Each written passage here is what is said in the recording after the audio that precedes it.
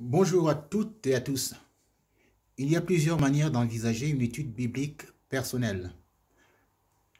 Je propose une démarche très simple. Elle ne se substitue pas aux autres formes d'études, mais garde l'avantage d'aller très vite à l'essentiel.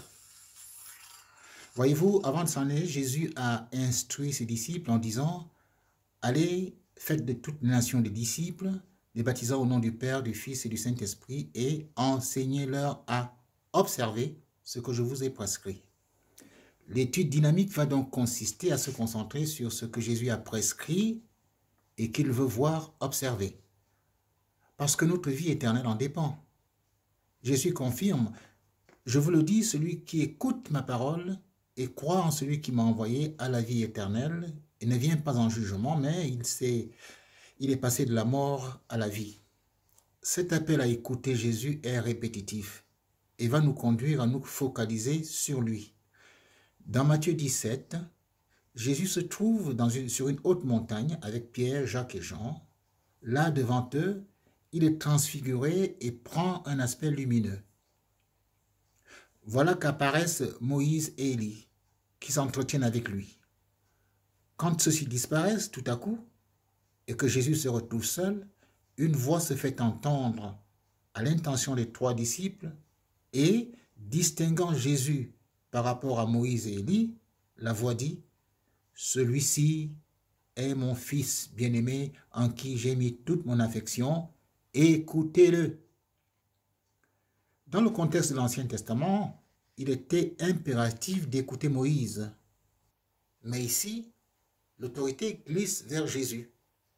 L'ordre d'écouter Jésus avait d'ailleurs déjà été prophétiquement annoncé à Moïse lorsque dans Deutéronome 18 au verset 18 à 20, Dieu dit, s'adressant à Moïse, « Je leur susciterai au milieu de leurs frères, du milieu de leurs frères, un prophète comme toi, je mettrai mes paroles dans sa bouche et il leur dira tout ce que je lui commanderai.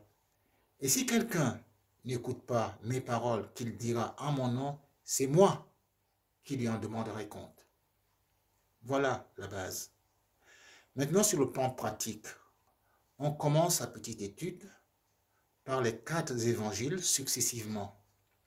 Dans un premier temps, l'unique objectif sera de découvrir ce que Jésus a prescrit d'observer et s'efforcer de l'intégrer dans sa vie. Il a dit que ceux qui sont enseignés doivent observer ce qu'il a prescrit de faire ou de ne pas faire. Un crayon de couleur à la main donc, faisant abstraction de tout autre sujet, on surligne de la même couleur toutes les prescriptions de Jésus. Par exemple, les phrases telles que « priez pour vos ennemis » ou « cherchez premièrement le royaume et la justice de Dieu », etc. Ces phrases seront surlignées. Accessoirement, on peut choisir 1 ou 2 autres thèmes autour de Jésus et procéder de la même manière avec à chaque fois des crayons de couleurs différentes. Par exemple, on peut choisir de rechercher les promesses de Jésus, son enseignement sur le salut, etc. À la fin d'une lecture assidue des évangiles, au bout de quelques semaines, on aura bien colorié dans sa Bible une grande partie de la pensée de Jésus et de ses instructions à relire régulièrement et travailler à en faire son mode de vie. L'ordre de Dieu doit nous motiver. Il a dit, écoutez-le. Les lectures sont accompagnées de prières pour comprendre ce que notre Maître attend de nous. La lecture se fait sans précipitation et sans mélanger les objectifs. Tu es là pour découvrir ce que ton Maître attend de toi.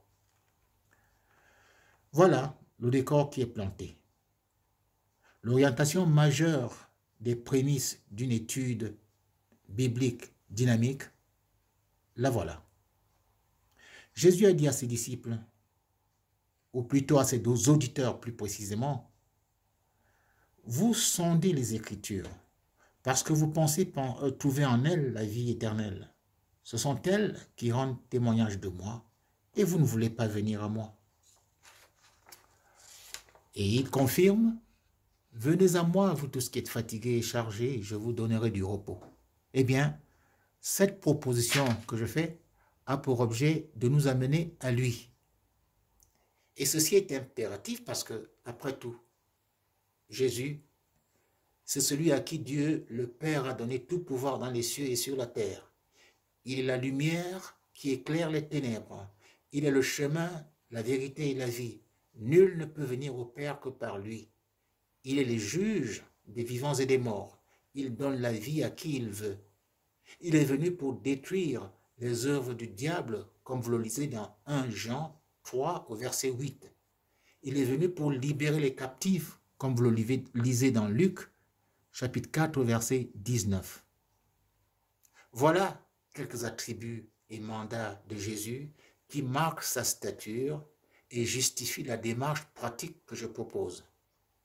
Après, il y aura bien d'autres choses à apprendre, mais la vie éternelle, c'est bien connaître Dieu le Père, ainsi que Jésus-Christ qui l'a envoyé. Et c'est une manière de commencer à apprendre à connaître Jésus. Voilà.